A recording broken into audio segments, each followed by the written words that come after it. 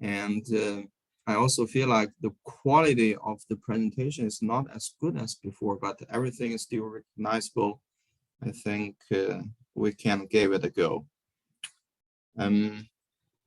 So first, before we enter to today's substantial content, just a few quick updates. I mean, you are familiar with some updates below, something like get familiar with my courses and so on. A important part is, I think we got some requests from many of you that you would like to get access to the slides. So I call it the pre-slides, that you could really get some notes on, and you could take a look at it before you enter the classroom. So those slides now are prepared and uploaded to my courses. So you can always go there and get them downloaded. Of course, after the course, you will get a updated version, so with answers and with some handwriting from me. So in the pre-slides, they're missing some results because we would like to implement some exercises during the class, and you're missing that, but you can just use the chance to do your own, let's say, exercise on those slides if you wish. Okay, good. That's enough to get started. I think after next week, after last week, I think now you are kind of into this course. So although it was just 1 week, but I think it's already a lot taken in for many of you.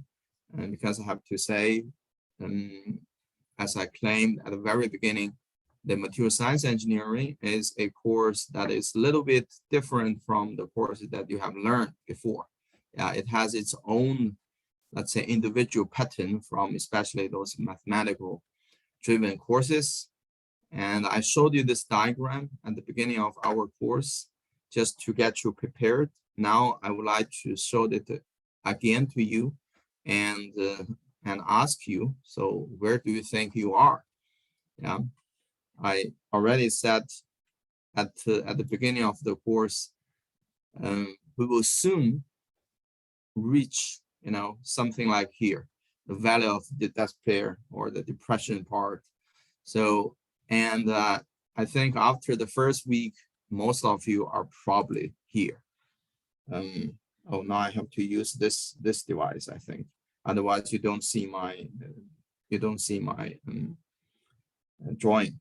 So, I think most likely after the first week of lectures and exercises, some of you are here. So what you need to be aware is maybe if you are getting up very soon or you are still kind of approaching this point.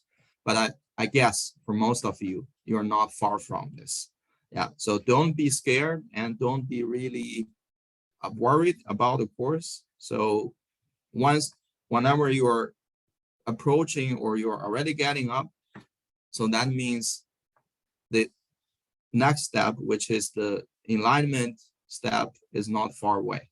So if you just hang out and if you just stick to the course content and get things down gradually, you will be better. Yeah, you will be definitely in the right track, and you will finally get this plateau of sustainability and become more or less an expert on material science engineering. Although it's just an introduction, you will still understand many things that you didn't know, and especially something you probably see in the mechanical world with a different perspective.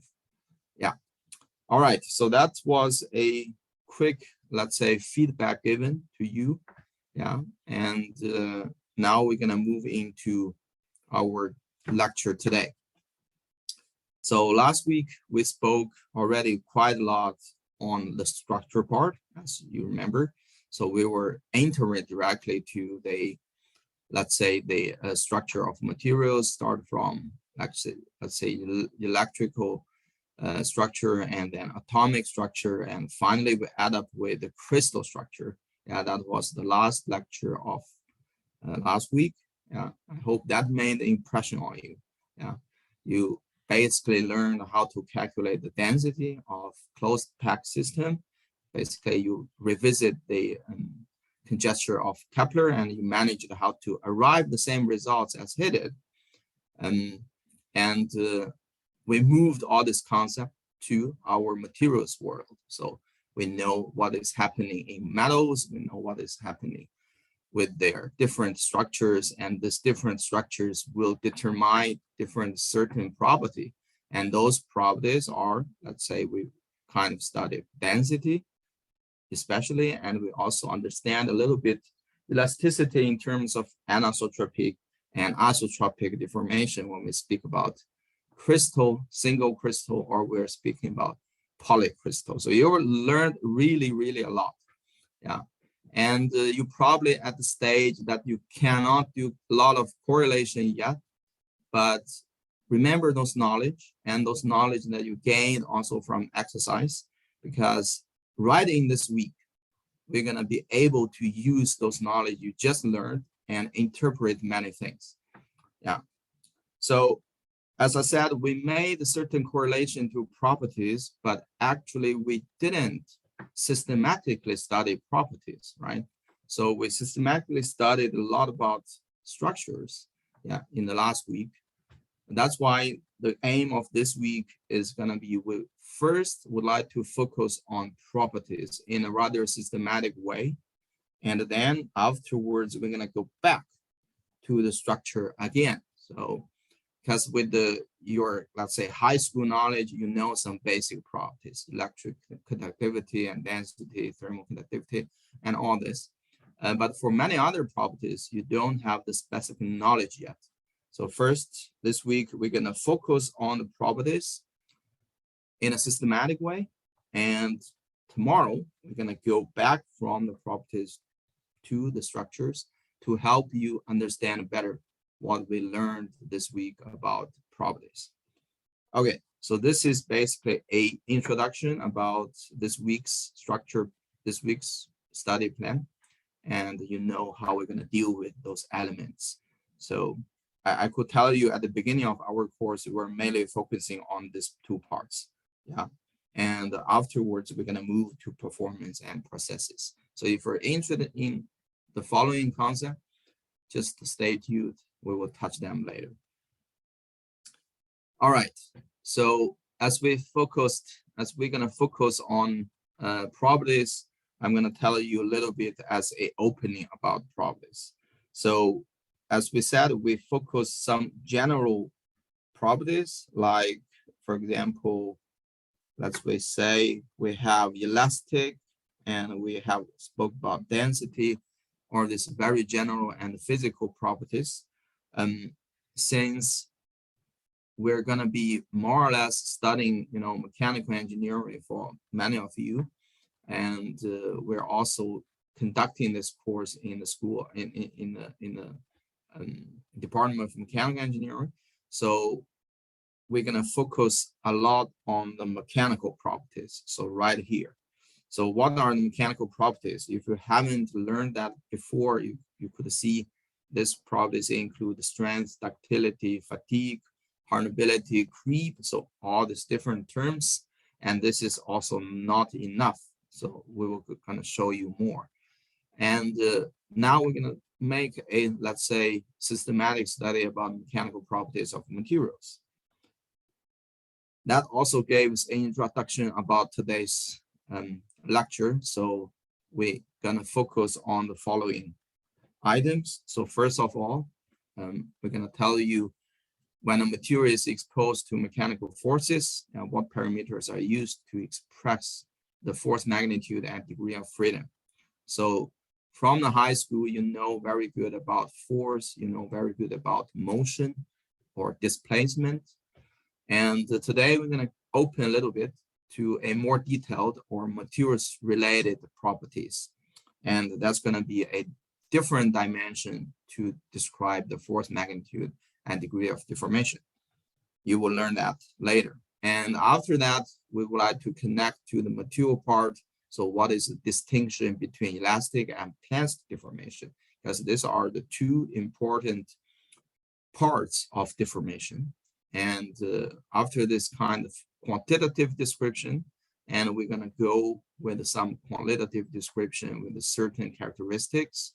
So they're namely strength or stiffness, first of all, strength and ductility and hardness. So these are four, let's say, general category. You will learn also some very detailed characteristics in the course. And the second very important characteristic is a stress strain diagram or stress strain curve. And you're going to learn what is true stress, true strain curve. But before that, you can also learn what is engineering stress, engineering strain curve. And you will also understand what is necking and how to determine necking. So this is a term you don't know yet. Just remember, there's something called about necking, and you will learn what it is and how to determine it and why necking is happening. And finally, we will try to correlate you the mechanical properties. At this lecture today is more about elastic properties back to our structures. All right, so I think that's a basic beginning of our course, and we're going to start directly with the stress and strain. So these two are actually the new dimension that you're going to define for the force, magnitude, and degree of deformation. I think everybody here in the course is having certain knowledge about stress and strain already. If you have gone through continuum mechanics or solid mechanics, no matter how you call it, or structural mechanics, or even before that, you have studied about statics and dynamics. But for our course, the most important is statics, actually. So you know we should also study the stress, and the stress has different status, or states. So here I would like to give you an example about the different states of stress. So as we're in Finland, although this picture is not taken in Finland, skiing is a very important activity in Finland, and this is a skiing lift. And I think if you ever go to a ski field, you know what is this used for. And what would I would like to show you or ask you is what is the state of stress of this cable here? It is just marked on the screen. Maybe I make it even more emphasized. You see, this is a cable basically just rotating, and I think you can easily imagine the stress state of this cable is tension, and it's even more specific. It's uniaxial tension. So uniaxial tension, I think you know what it means. It's just in the axial direction. And if we just try to abstract a little bit, that is how this cable is described under a certain force. So it has the actual force, and the cable is deformed by this uniaxial force. And we have two basically characteristics of this stress of state, a state of stress. And we first go with the force, and the second is the cross section. And you know, to describe the stress is basically just to use the force divided by the cross-section area, and that gives you a stress. So this stress is so-called tensile stress. Yeah. And if we just stick to the same picture, and if we look at this drive shaft, this one is basically, directly to the ground, and it's rotating. And what is the loading moment, or what is the state of stress of this guy? I think it's also easy to imagine it is under a load called torsion. So torsion is a form of shear. Maybe this picture gives you better illustration of this loading moment. You see, we don't have a force directly kind of applied to the axial. Actually, there's almost no force, but the force is applied to, let's say, a radius or an area rotating to the cylinder. So that generates a certain moment, and then we can use this moment and transfer. If we just focus on a small, infinitely small area within a certain cross-section area, and we can transfer this load of this status of stress into a shear. So basically, if here is this very small surface we take from this general one, and then we find a certain force around it, and then you can finally describe your, let's say, torsion stress or shear stress from this loading status. And that's going to be tau, so equal to F over AS. And finally, you can also correlate this back to the moment that you're going to apply. So if you are not familiar with these equations, it's fine. You're going to learn it anyway from either structural mechanics or continuum mechanics. Maybe you also already touched about it in your statics courses. And so this is basically a recap. If you have learned it, if you don't worry, you will get them later. Here, I'm just trying to show you a variety of stress states. And we move to another object. So this is a bridge. And if you just look at one column here, and what is the stress state of this column? This is not only to one column. Of course, you can apply to many. And as you can see, you're having your force basically compressing this column, because you're going to have things on the bridge, and there's a support from bottom. And you can see this is also axial because the column is rather thin or slender. And this is so-called a uniaxial compression. And there are many of this kind of stress state. For example, this is a kind of structure of rocks, or you could easily say from a park. And if you just look at this central area, it is also under uniaxial compression. So this is very common stress of state to see in reality. And similar to tension, we also have the force, and we also have a cross-section area. If you just want to describe this kind of stress, and you're going to use almost the same equation. And what is to be noted is in the mechanics, we usually describe the compression stress with a negative sign. So here you're going to have your force as negative, and the compression stress is finally negative. All right. So another two, let's say, additional state of stresses, and then we're going to summarize and move to some quantitative analysis. So this is a pressurized tank.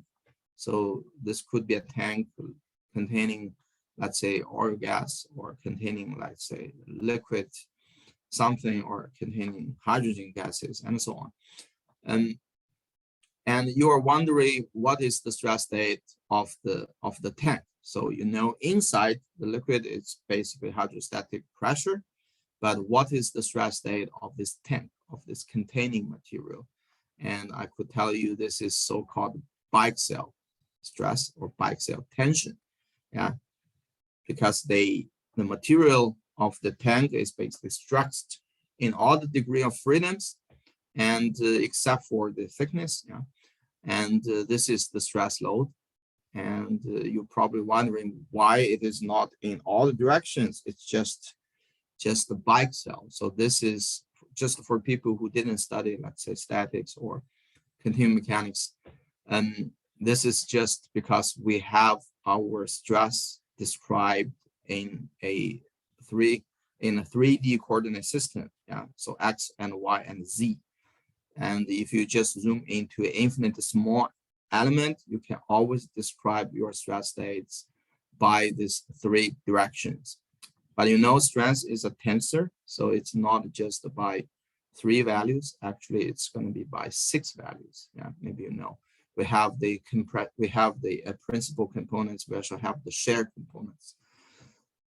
That's why. So you don't need to know all this for our course. I just gave you actual introduction for you to understand why we are using a biaxial tension to describe this.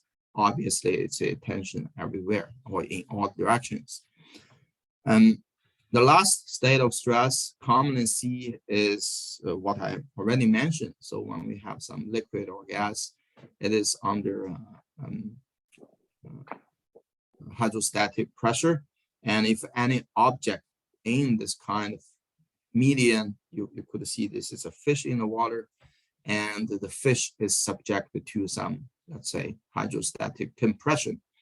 So you can see, because the fish basically compressed by all the directions again, and equally from all directions.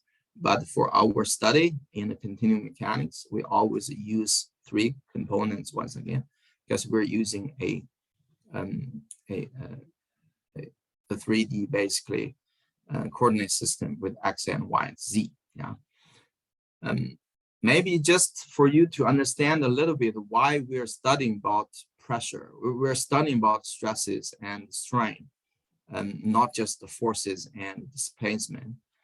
I think many of you should know this knowledge, but just in case some of you don't, you can imagine from your high school physics, when you just go into the water, as human being or as fish and anything, you can go into the water, and due to the force equilibrium, you have the gravity, and you also have the force from the hydrostatic pressure, and you actually could suffer in reality any forces when you go slow, when you go shallow, or when you go deeper, right? So the force is always the same, but maybe you're wondering why we cannot go deeper and deeper. If you want to go deeper and deeper, you need to have very strong structure.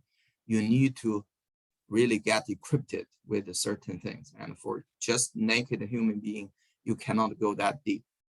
Because actually you don't change any force, but why we cannot go deeper? That's the point to understand about stress. Because it is not the force you cannot take, it is the pressure you cannot take. Because all this pressure will be converted into stress to your skin, to your body. So when the stress is too high, you cannot take it. That's why we should not only study force and displacement, we should also study stress and strain. And that's the significance, or at least 1 degree of, let's say, understanding this kind of significance of stress and strain. Of course, there are also many.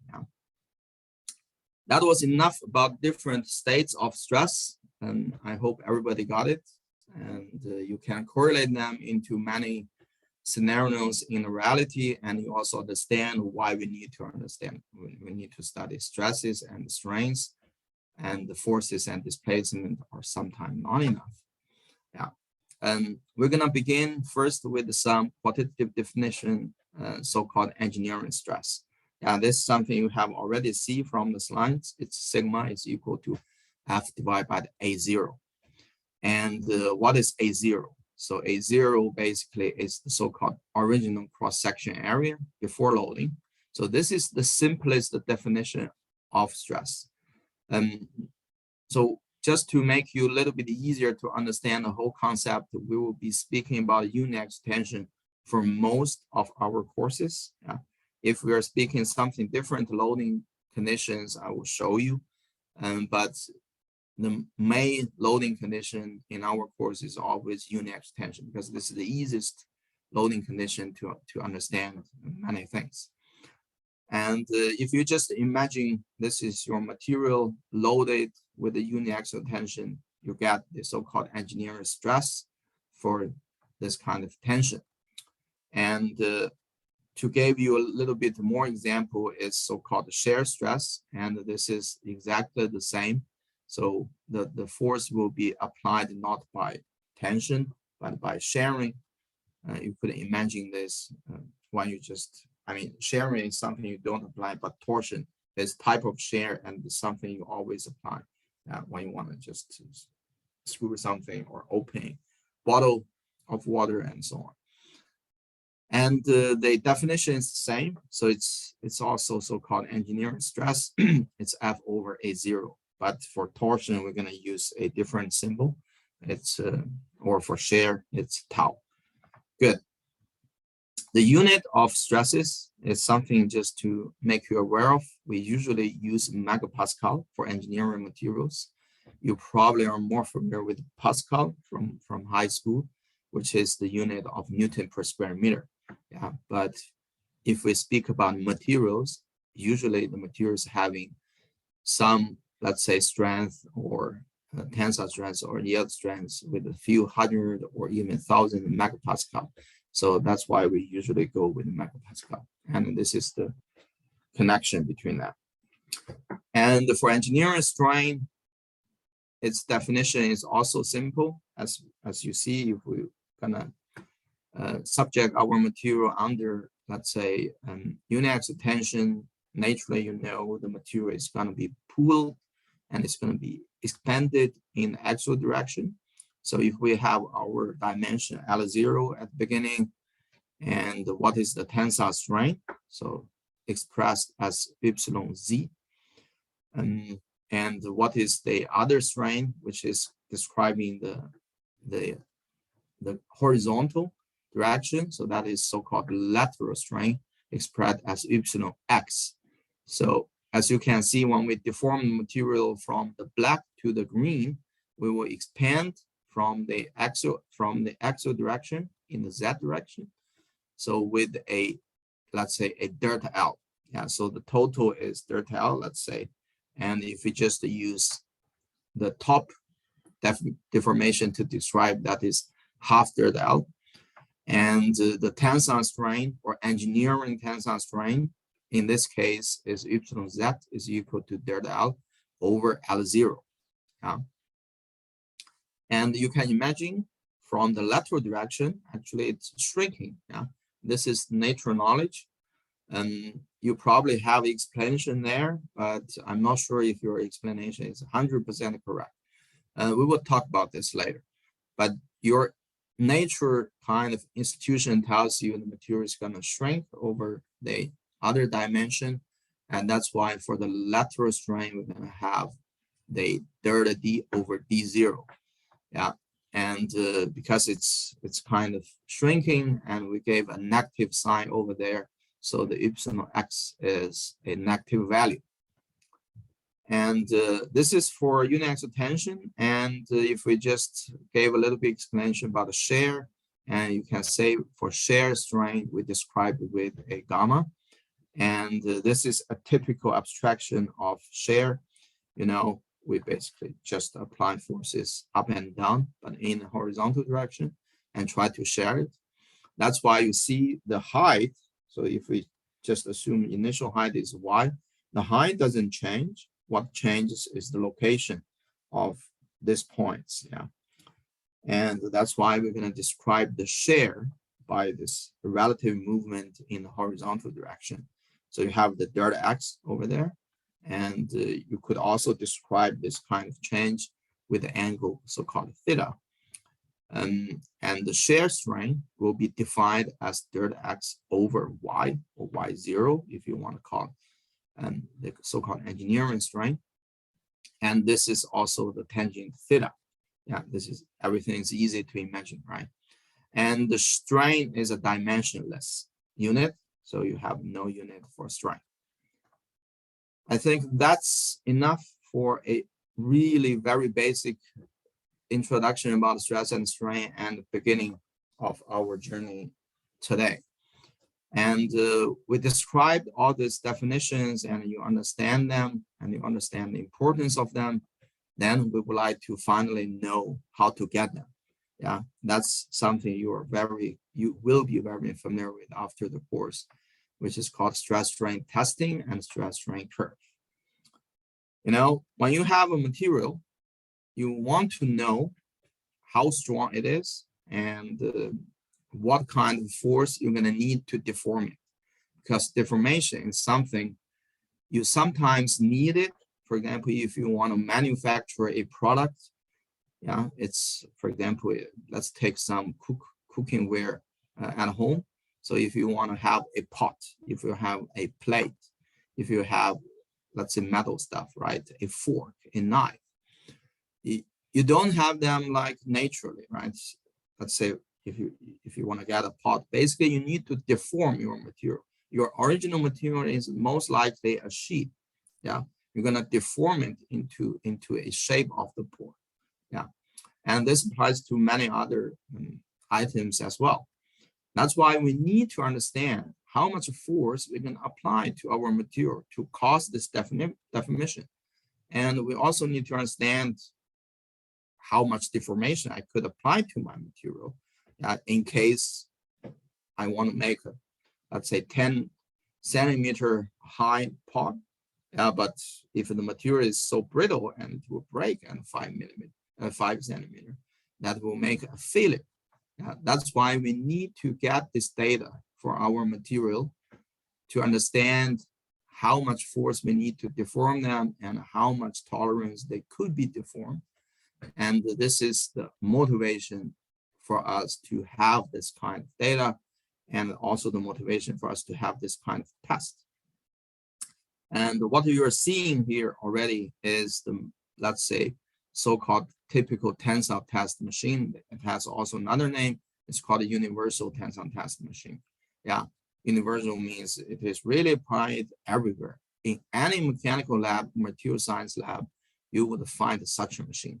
Yeah, the reason is because it's gonna apply a tensile or uniaxial tensile load, and this is the easiest for us to understand the material behavior. Yeah, and of course you can apply something tricky to make this machine more powerful, and we will not talk about those later. And so here you see how this machine looks like. We have many at our lab, but due to the, let's say, online courses, you don't have the chance to visit them. But in the future, if you especially work with our subject in the future, you will have a chance to see them and to play with them. It's pretty fun. And the machine actually is pretty simple. As you can see, we have basically a mechanical driven. So here it's a screw driven mechanism here. So we have a upper part of the machine fixed. So this part is fixed and this beam is fixed. And we have these two columns. Basically, it's guiding the moving part. This is the moving crosshead, and this guy is moving, let's say, downwards. There are also setups that is completely reversed. So the bottom is fixed and the top part is moving. But for either of these systems, this is the basic mechanism. You have one part fixed and the other moving. And we usually replace our materials in the center. So this is our material. It's called specimen, yeah, or it's called also sample. Yeah, basically this is the material you want to test. You want to know this material and their stress strain properties. So basically, how much force it could kind of resist with a certain deformation, and how much deformation we can apply to it before fracture.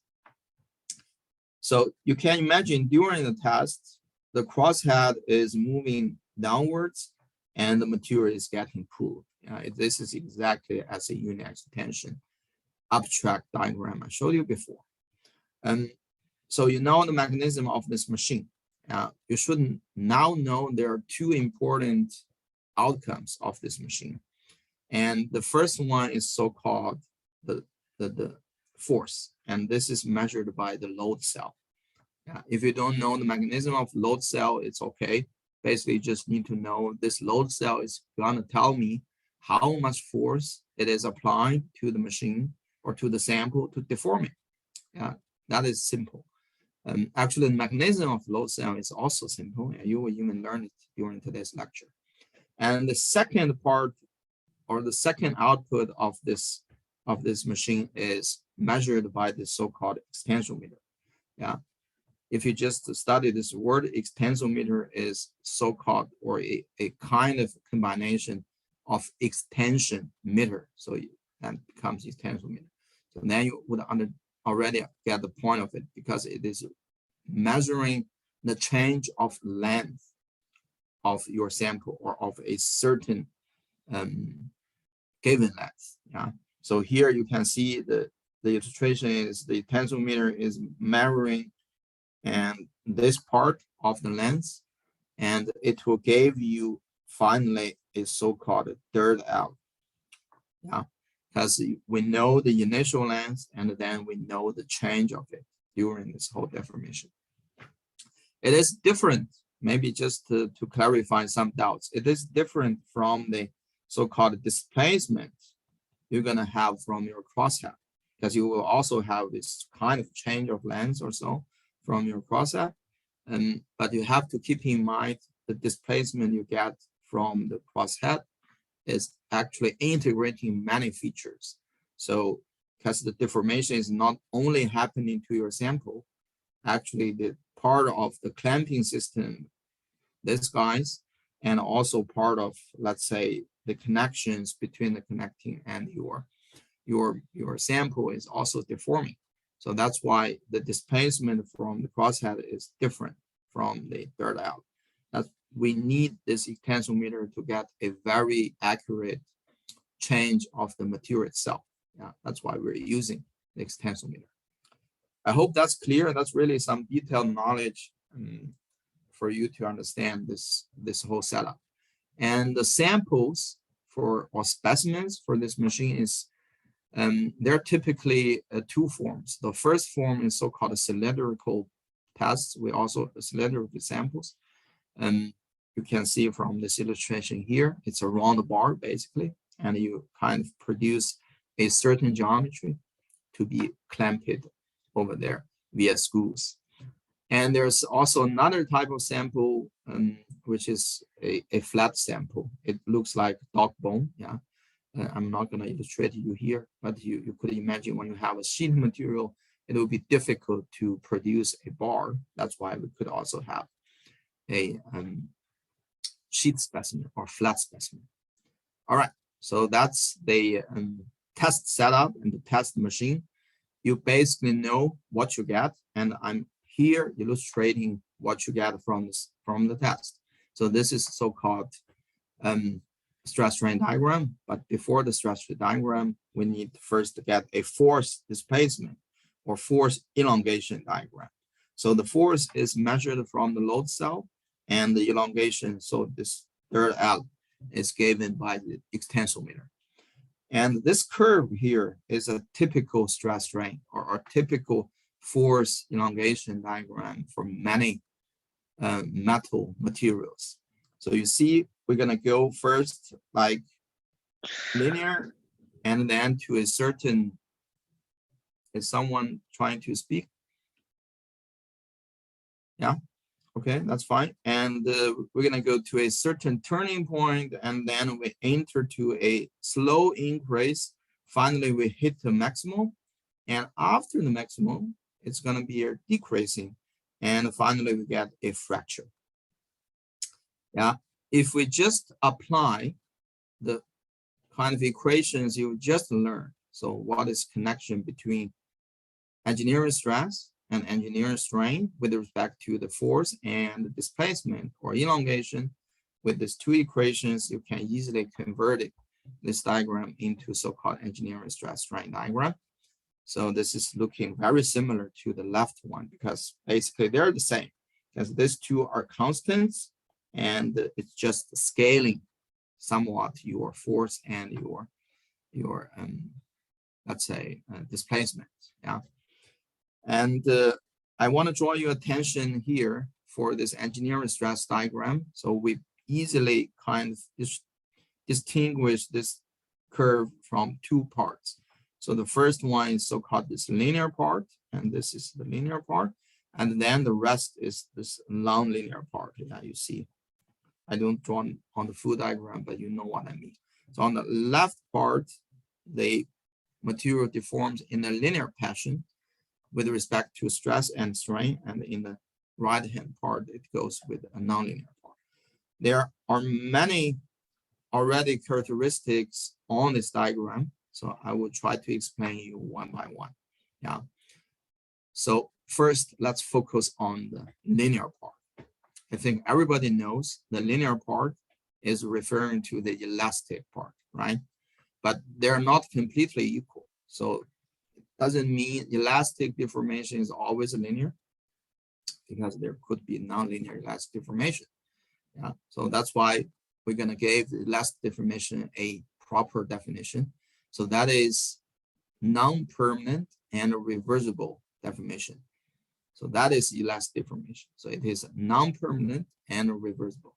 Meaning, if we just load our material in tension, and after elastic deformation basically means when you release your load, release your force, your material will be able to go back to the original point. So the force is released, the strain or the displacement will be also released. It recovers back. And the same applies for compression. Yeah? So no matter which way you go. And generally, it is valid for small deformation, and it is for metals, it is a linear curve, but keep in mind there could be also non-linear elastic deformation. And how do we calculate them? You know, these two equations for the stress and the strain calculation. As it is linear about the stress and strain, and then for the first time, we're going to try to correlate these two terms. Yeah, as you studied in high school, we try to correlate displacement with the force. This is the famous, let's say, Newton's law, the second law of Newton. So when you describe motion with the force, and here we're studying something about static. Yeah, this is in a static situation, and we want also to correlate the stress with the strain, because you know, you apply a certain force, you apply a certain stress, your material got deformed, and what is the correlation between it? And here's the correlation. So you see it's linear and it's very simple, and there's just a slope to be defined. And this slope is the famous model of elasticity, and it's expressed by E. And the modulus is discovered by Mr. Young, and that's why it's also called Young's modulus. So Thomas Young, a very interesting person from 17th century, again, in England. It discovered many things. Yeah, this is only just so small piece of his work. And we don't express too many in this course, but if you're interested, I would suggest you to read something about him. Very interesting person. And Mr. Young actually discovered this so-called relationship, right, expressed here. Yeah. So just a description of the curve I'm showing you here, very simple. So sigma z is equal to the Young's modulus times epsilon z.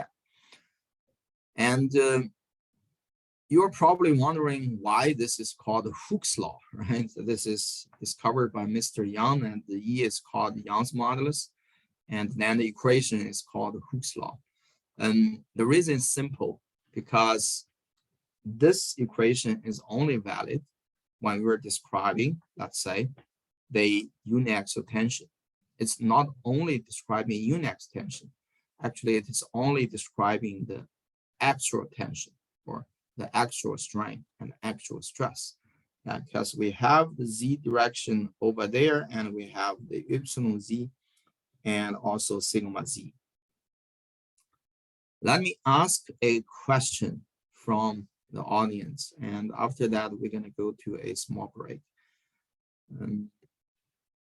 Who can tell me, in this situation, what is the lateral strain and what is the lateral stress?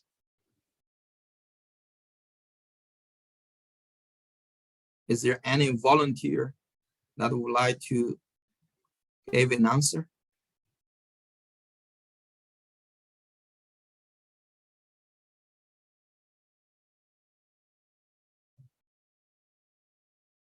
No? Let me try to name one.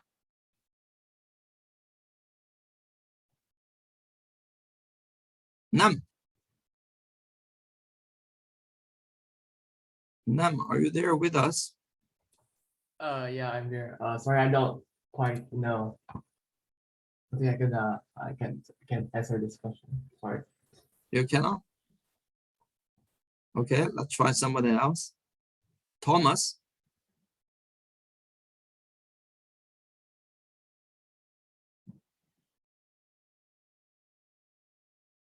Oh, I'm not looking at the chat, sorry. Maybe somebody is there. Okay, nobody. Good. Thomas, are you with us?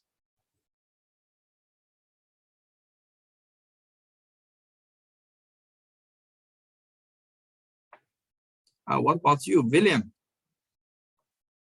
William Bergman.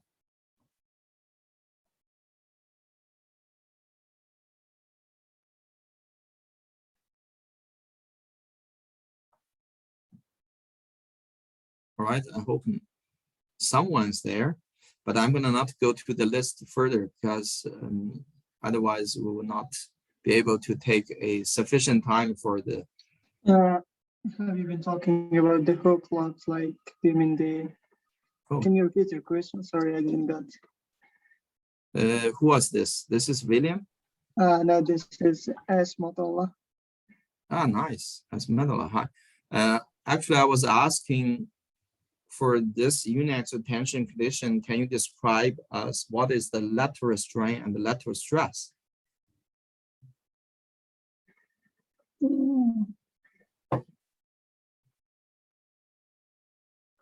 No, I have no idea. Sorry.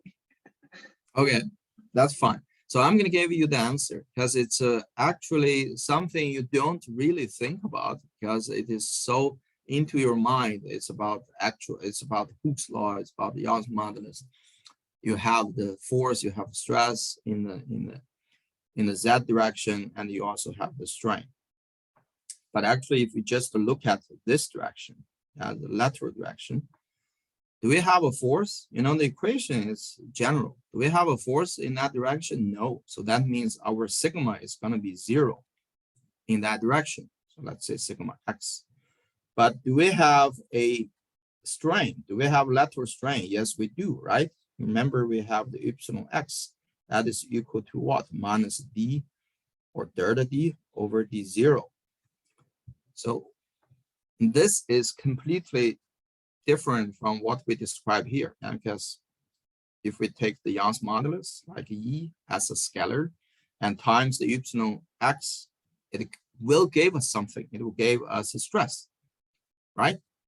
But that is not the truth. And that's why the law here is called Hooke's law, because Mr. Hooke basically generalized this law, and he discovered the more general expression of the stress and strain relationship. And this is described in a tensor manner. It's not scalar. So as you can imagine, sigma here is a tensor and epsilon is a tensor. Usually we describe with a second order tensor. And this E is a fourth order tensor. If you study quantum mechanics, you would understand that. Yeah, this E is very complicated. But only in a tensor manner, you can give a general and complete expression between the stress and strain relationship. Anyway, we're not going to talk about this in this lecture, but this is some knowledge you should keep in mind. Yeah, stress and strain relationship is not scalar; it's a tensor. So only when we're speaking about uniaxial tension and when we speak about the equivalent values, we're talking about scalars. Yeah. All right. I think this is a perfect time for us to take a short break, and we're going to resume the lecture, let's say, in about. So now it's 11:05. Let's come back at 11:15. Okay. So we have around about 10 minutes to get everybody kind of wake up. And I hope we could have a little bit more active discussion and participation from you in the second half of the lecture. All right, see you guys later. Have some fresh movement or coffee and something, and we will resume at 11:15. So I explained to you about the linear elastic properties, and you know what is happening with the Young's modulus and the Hooke's law. But we also got the, let's say, a kind of remaining question, as there would be the condition we have axial strain and there's also a lateral strain, although there's no lateral stress in a way. I don't know if anybody is wondering what is the reason for that. So let's just put it into a clear picture. And here we have the actual strain expressed as epsilon z. And then we also have the, let's say, actual strain expressed as epsilon x. So applying the same equation, everybody knows how to derive that. but maybe you're wondering what the reason for that. Yeah, and I hope anyone could answer that. Yeah, with after the fresh break, maybe you feel better about it.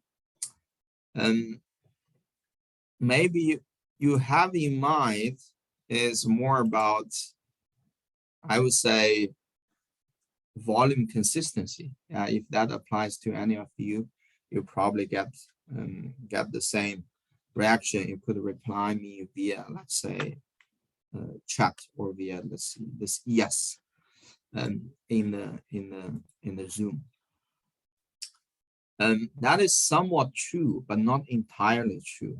You know, we could imagine our mass has to go with the conversion. The mass is consistent and we don't change density, and that should derive that the volume is consistent as well during the whole deformation.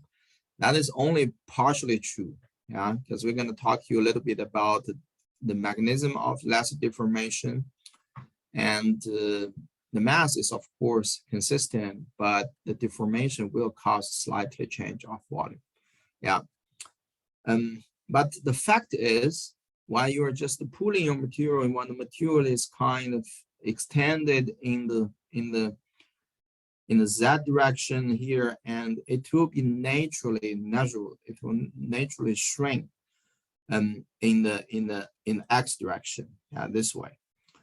And we don't have a fully, at least here, I don't give you a fully kind of explanation about it, but at least we have a description about it. So how to describe this kind of connection between the extension in the Z direction and the shrinkage in the X direction.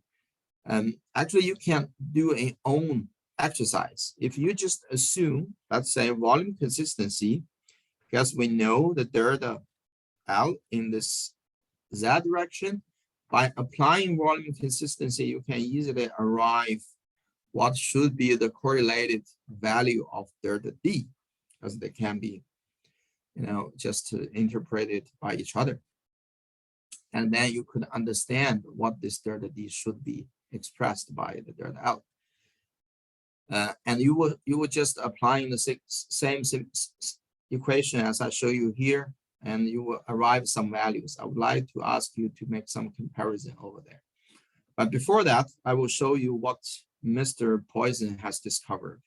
He has discovered this strain in the actual direction and the strain in the lateral direction has a linear relationship. Yeah. So it doesn't tell you what is the ratio at this moment. Yeah. So the ratio is here defined by a Poisson's ratio, and this ratio is expressed by the Greek letter, so mu, and it's not a v, it's a mu.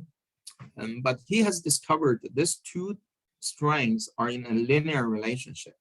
Yeah, and the relation is with a change of sign. That's why if you have a tension in your epsilon z, so this is our unit tension case, and you will have your lateral strain epsilon x as a negative value. Yeah, and the same applies compression for our epsilon z. But we want to keep the Poisson's ratio as a positive value just for the ease of use, because it's a material property, and that's why we put a negative sign into this equation. And just to express it in a formal way, this is the so-called Poisson's ratio. And it correlates, let's say, the axial strain with the lateral strain. So this is an observation. I'm not telling you why, but you could accept this is a linear kind of correlation between the material. And here I'm giving you some typical Poisson's ratio for our typical materials. So for metals, this value is typically 0.33. Yeah. And for ceramics, it's typically 0.25. Polymers is a bit higher, it's 0.4. You see, these values are different. And as I told you, if you just think what I mentioned to you, if we assume the material is holding the same volume, and their deformation between the lateral strain and the axial strain is applying the linear relationship as Mr. Poisson discovered. What will be the ratio if the volume intensity is contained? So that would be an interesting homework for you to think about, and I hope you could derive that. Yeah, and you can compare this value to what we observed. So by the way, these values are measured. These values are measured from the uniaxial tension test. And you will see during elastic deformation, our volume is not consistent. Yeah, there will be a slight difference between the volume intensity. So you are changing your material during elastic deformation. You're changing your material volume during elastic deformation. I will show you why. And the unit of Poisson ratio is once again dimensionless. As you can see, it's correlating two dimensionless variables that makes itself dimensionless as well. That's enough. So we have the Young's modulus and we have the Poisson's ratio. You could see now we correlate, the Young's modulus correlates the relationship about engineering stress and strain, and the Poisson's ratio correlates the lateral strain and axial strain. So we don't have actual lateral stress. So basically those two variables could describe a full, let's say, linear elastic properties. Under uniaxial tension, right? As I said, our focus is basically on uniaxial tension, but I also gave you a little bit extra when we just go forward with other cases. So the first one here is about shear. So we always study about shear. Because I just wanted to ask a question that even if the force was in, for example, in the X direction, then there would still be a change in the Z direction as well, or vice versa, based on like Poisson's ratio. Yes, of course. Yeah, if our material is isotropic, and this is a good question. If our material is isotropic, basically means you deform this way or that way, doesn't make any difference to your material. The X and Z, they're just replaceable, right? But of course, if your material is not isotropic, when you just change directions, this relationship will be different. Yeah, but doesn't mean the formula is wrong. It just means maybe you will get some different values. Yeah, as long as you are applying a uniaxial tension. That's the bottom condition. Yeah, here I'm showing you when we change the load. Yeah, so we change the load from uniaxial tension to shear. Yeah, we can do actually more or less the same. So as you can see, we are realizing the shear either by simple shear or by torsion. You can see here. But finally, we get a relationship between the shear stress or shear engineering stress and the shear strain. So the tau and gamma. You would discover it's the same linear relationship for metals. Yeah, that is the elastic part. That's why we're going to have another modulus, so-called G. So this modulus will be different from the Young's modulus, from the number. This is called so-called shear modulus. And we can also do for, let's say, hydrostatic pressure. Yeah. And as I told you before already, when you apply elastic deformation, actually, this is a perfect proof. When you apply elastic deformation, you will change the volume a little bit of your materials. I would just tell you right away. And that kind of change of volume could be a measure of strain as well. Because if you use your delta V divided by your V0, you have so-called kind of strain. And what is the stress? If you're applying hydrostatic pressure, so that is, of course, the P. And once again, it's a linear relationship, and we call this modulus as bulk modulus. Yeah, this is something you probably could understand the best if you do diving. Yeah, if you just dive into the water, and that's also why I'm telling you your body will not be able to take it if your K is not big enough. Otherwise, you will be just becoming a small unit afterwards. And that's the second measure of of elastic properties. So we have the K, and they're always correlated. If we're talking about isotropic materials, as you can imagine, it's just change of the state of stress, and it's not change of your material. It's a different dimension of measurement. So that means those parameters should be correlated to the Young's modulus and Poisson's ratio as well. Now that's true. So you can see the G could be expressed by E and mu, and the K could be also expressed by E and mu, and vice versa. So if you just go to Wikipedia and you type Young's modulus, you would find a very nice formula that could correlate all these equations, all these properties with each other. All right, that was enough for the linear elastic properties. Now let's go a little bit exercise here and basically try to correlate some reality to you. Basically, you are asking, why do we need to measure, or do we need to know this Young's modulus and the Poisson's ratio? So this example or exercise hopefully will tell you why. So the condition is, when we have a material subject to uniaxial tension, think it as the simplest loading moment in the reality. You could think about the cable in the ski drive that we just visited before. So you're thinking about what kind of cable I should choose or I should use. How do you make this decision? Basically, you will know what kind of force you would apply to this cable or to this material, and you know the initial cross-section of this cable. What you want to know is, when I apply this force, and what kind of definition and what kind of a deformation will this force cause? Because usually force is always the, let's say, the cause, and the displacement or deformation is the consequences or the effects. So we want to know what will be the effects with this cause. In this reality, in this exercise here, basically we want to derive the axial and lateral deformation. To be more specific, we want to know how much does the material change in terms of axial direction, and how much the material change in terms of the lateral direction. I hope you can do this together with me, or you can do it now already. The condition is given, we know the force and we know the geometry. So the geometry is A0. And of course, we know the height. The height is L0Z. And if you ask, you can also assume it's a square from the cross-section point of view. It's L0X and L0Y. They're both basically the same. But actually, this is something you probably don't use. Now let's try to answer this question. I will show you the results directly because it's very simple, right? Basically, we're applying the Hooke's law.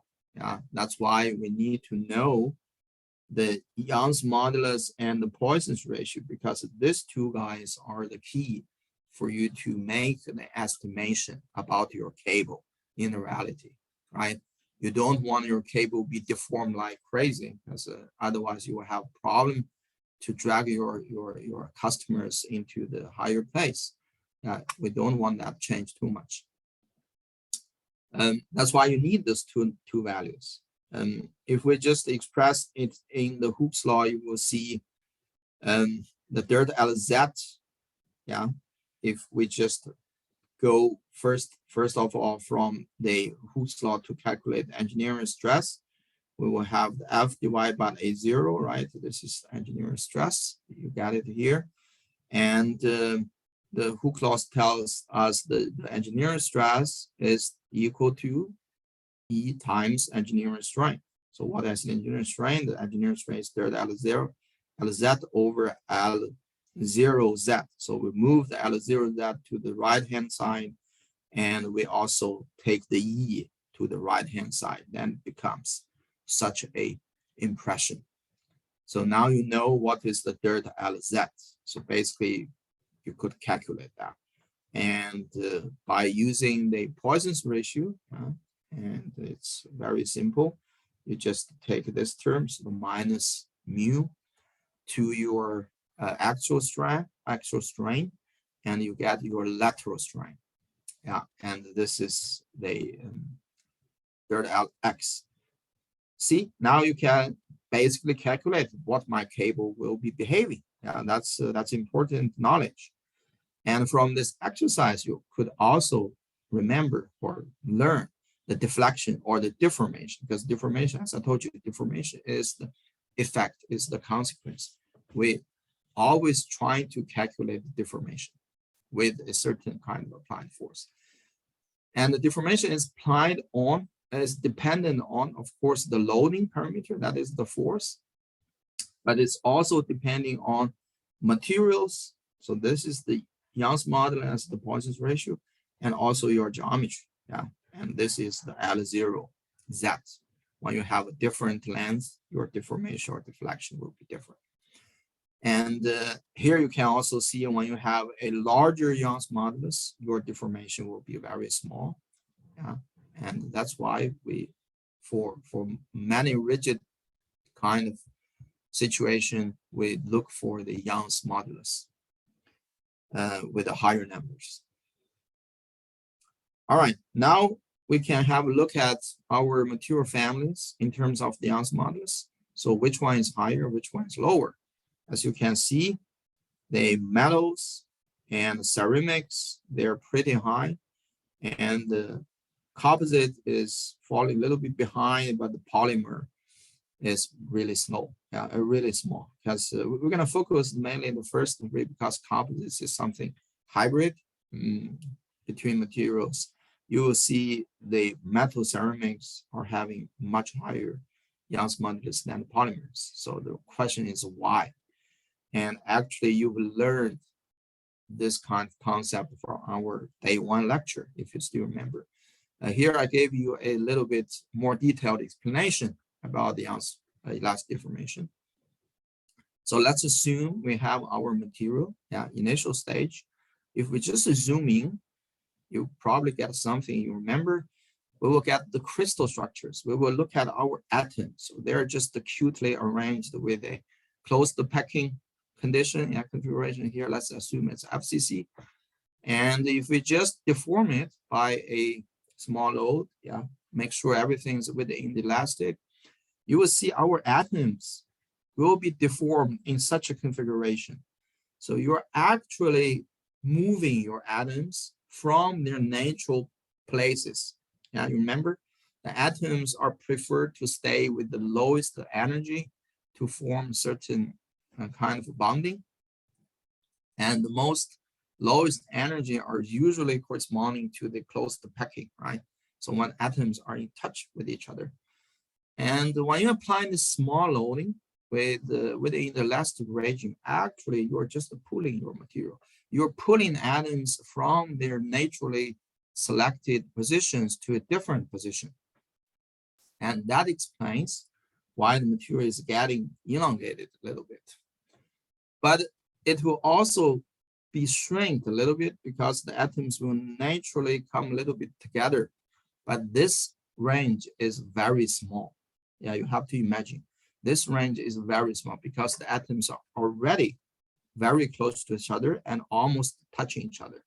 Of course, when you talk about a little bit details about electrical systems and so on, you know, the electrodes is not a shield core. It's just basically moving. So the atoms could still be move a little bit close to each other.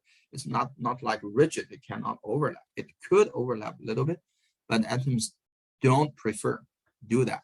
That's why the elastic deformation is causing change of volume, you know, because otherwise the atom has to go the same amount in the lateral direction to make sure the volume is consistent. But that's not the case in the elastic deformation. That is also the reason why we have volume change. All right, that is basically the mechanism of elastic deformation. You know better. And let's say when you just unload, when you release this energy or force, the atoms couldn't comfortably go back to their original place and stay in the most in the lowest energy status. Yeah, that's why it's going to be resumed as before. As you can see, this is the linear elastic as we showed you, but as I mentioned to you, there could be also non-linear elastic. There's something for you to keep in mind. Some polymers are really deforming in this way, but the key for elastic deformation is it's non-permanent and it's reversible. With this knowledge in hand, you would be able to understand why the metals and ceramics are basically performing better in terms of the Young's modulus, because we're moving the atoms from their comfortable place, and that is correlating something we have learned before. This is the atomic bonding and also the types of the bonding. So you have probably remember this diagram. The x-axis is interatomic separation. So this is the R, basically measuring the distance from one atom to the other. And we used to plot it into the energy status. You probably remember how it looks like. It looks like something like that, right? Oops, it shouldn't go. It shouldn't go. Now I need to get the familiar with the system, so it will not go like that. It will go always like that. Yeah, I think you remember this diagram. So when we just talk about the energy, right? And now we're talking about the force. The force is easy. Yeah, force is nothing but a derivative of energy over the displacement, right? So then you could get your force, so interatomic force from the energy diagram. And as you can see, when we hit the minimum energy status over here, you're always corresponding to a force, maybe you know, derivative, differential, the force equal to 0, right? That is your nature. So I'm not plotting it in a perfect vertical line, but you could imagine this is corresponding to each other. And when you go higher, and that also goes a little bit higher in terms of the force. And if we want to speak about the Young's modulus, you know, the Young's modulus is basically correlating the force, so in terms of stress, of course, and with respect to the displacement, so in terms of strength. In atomic level, it is basically describing, so the force over the third R. So how easy you could move your atom from its natural place to a different place. So that is basically the slope, right? You can see here, this is the dF over dr at this R0 places. Yeah, that's why if we have a strong bonds like the metallic bonds or like the covalent bonds that are very similar, or ionic bond, very common to see in ceramics. They have a higher bond and they have also a higher energy that will naturally give us a higher slope here. So the dF, dr at this R0 with these strong bonds are much higher than the secondary bonds, for example, polymer, yeah, which is used the van der Waals bonds as their main bonding mechanism. That's why for the polymers, you're going to be easy to deform them in the elastic regime because their resistance in the atomic level is much smaller. I hope everybody got that. And that was the mechanism or the explanation from atomic level and why we are having a higher Young's modulus for ceramics and the metals.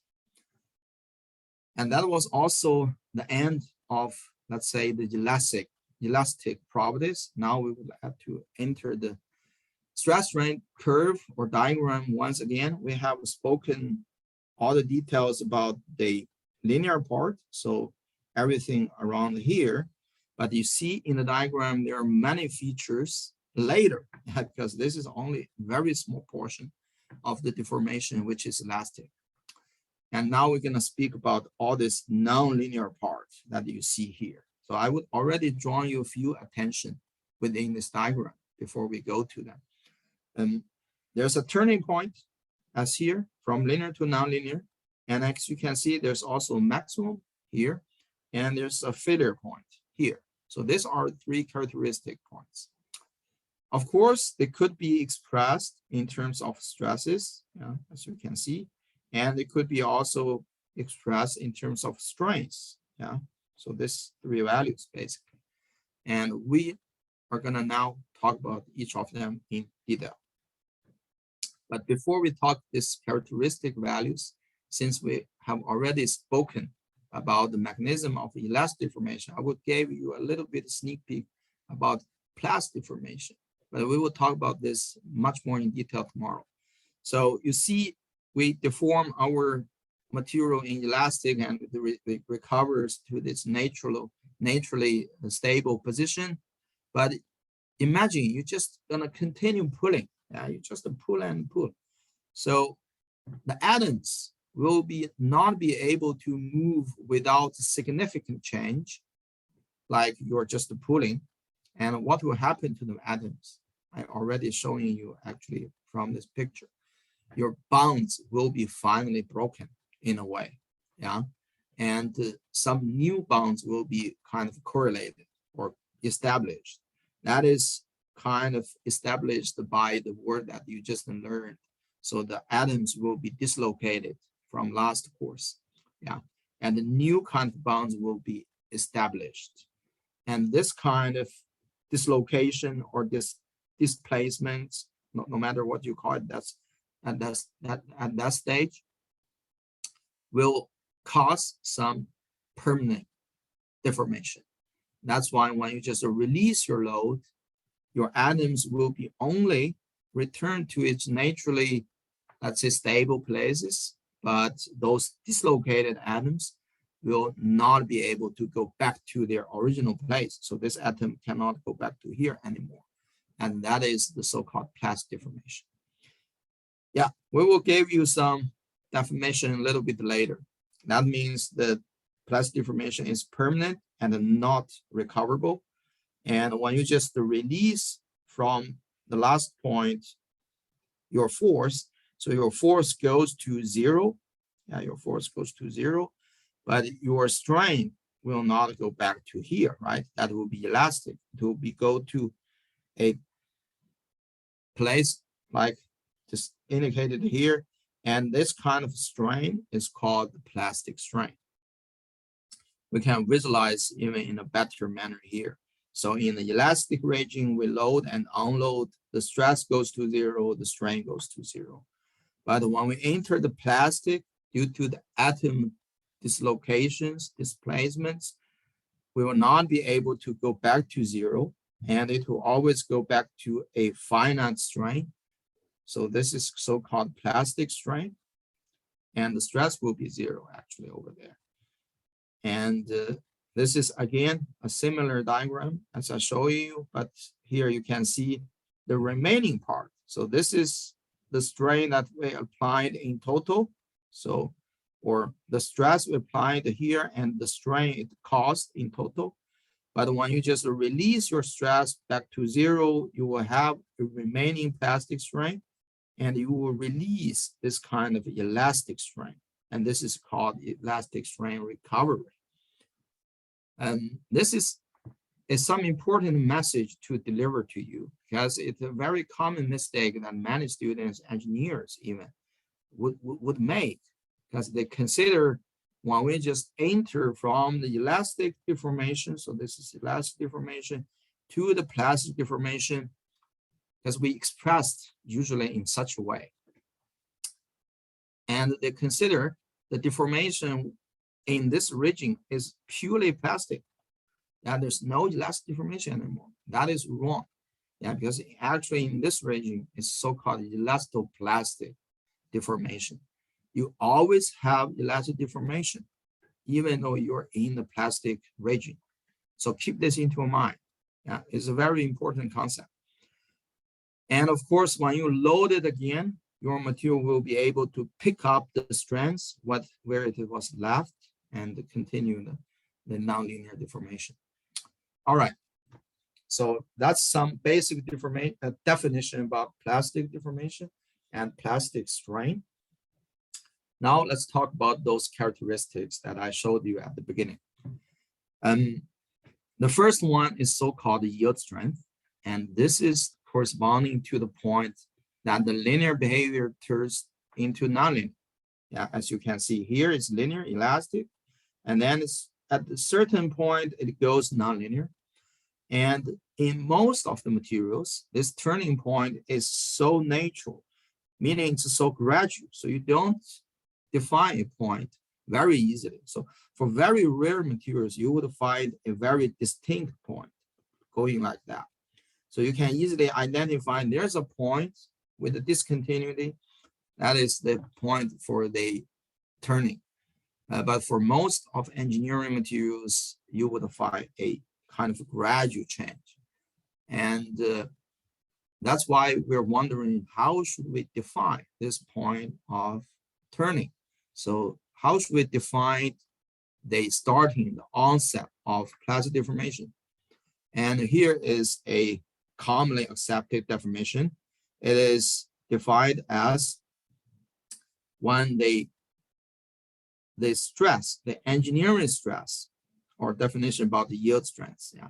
So this is defined as the engineering stress that causes a plastic deformation with 0.002 is this yield strength. Yeah, let me repeat again. The yield strength is defined as, first of all, the engineering stress.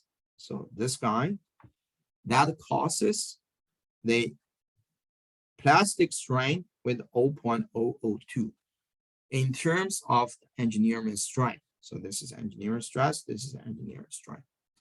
Yeah, and this is the definition about yield strength. It's a very easy to be misunderstood quantity.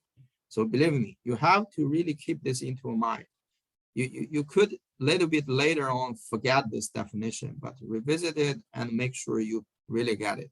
So first of all, it is stress of engineering stress, and it is a measure a deformation at the engineering strain, engineering plastic strain of 0.02. It's not the total strain. So the total strain could be much larger or could be larger than 0.02. Yeah, if you say I'm taking total strain, because when you get a data from your technician in the future or from the exercise, you would see there's stress and there's strain. Okay, I take 0.02 and I shoot up. That's my engineering and that's my yield strength. No, yeah.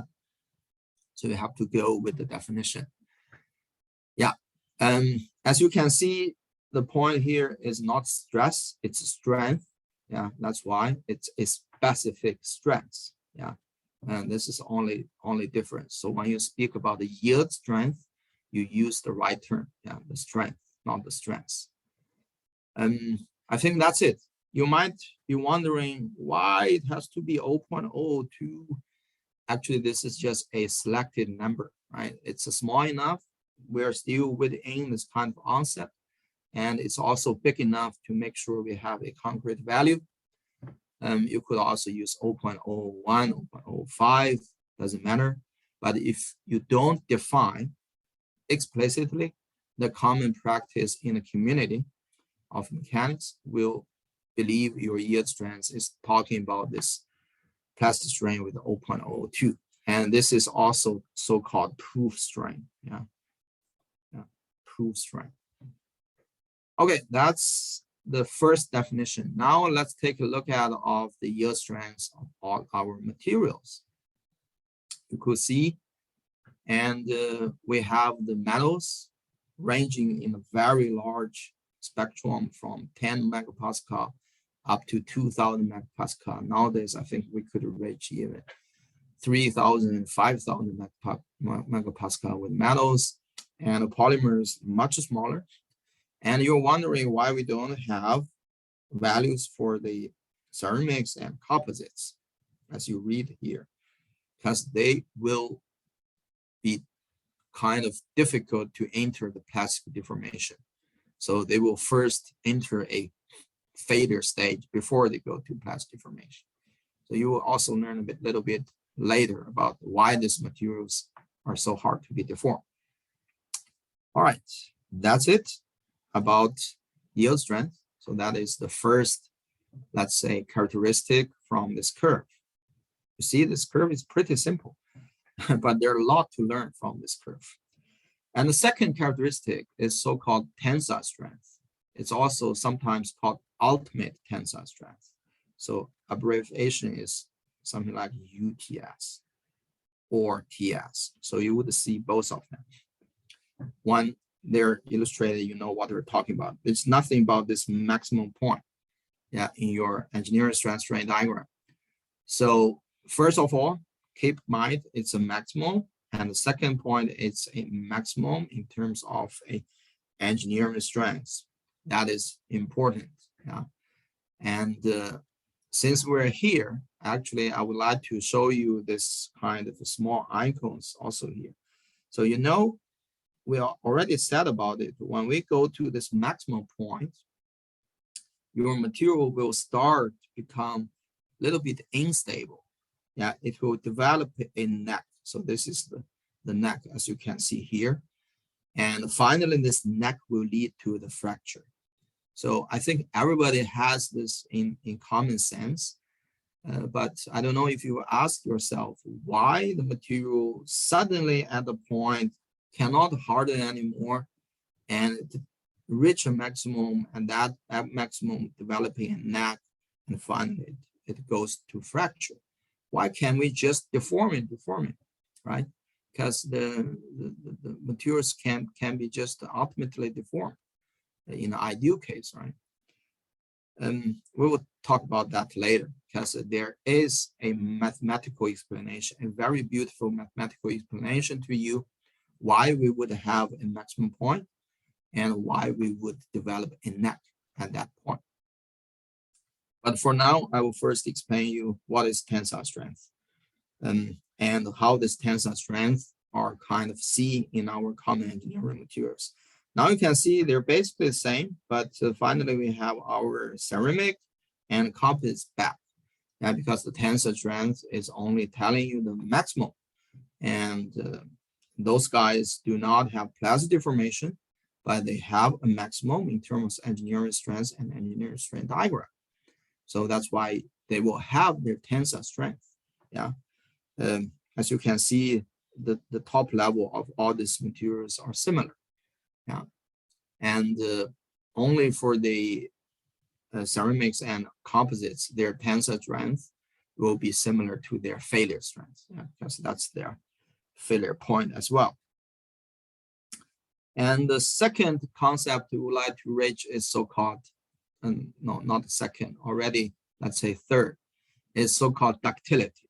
Yeah, so ductility is nothing but the amount of plastic deformation and failure. You see, when we talk about the first two characteristic points, the turning from linear to nonlinear, and the maximum, we're tending to use strength as a quantity to define it. Yeah, we use the yield strength, we use the ultimate tensile strength. Yeah, but actually you could always find the corresponding strength, right? For the yield strength, it's the proof strength, 0.02 plastic.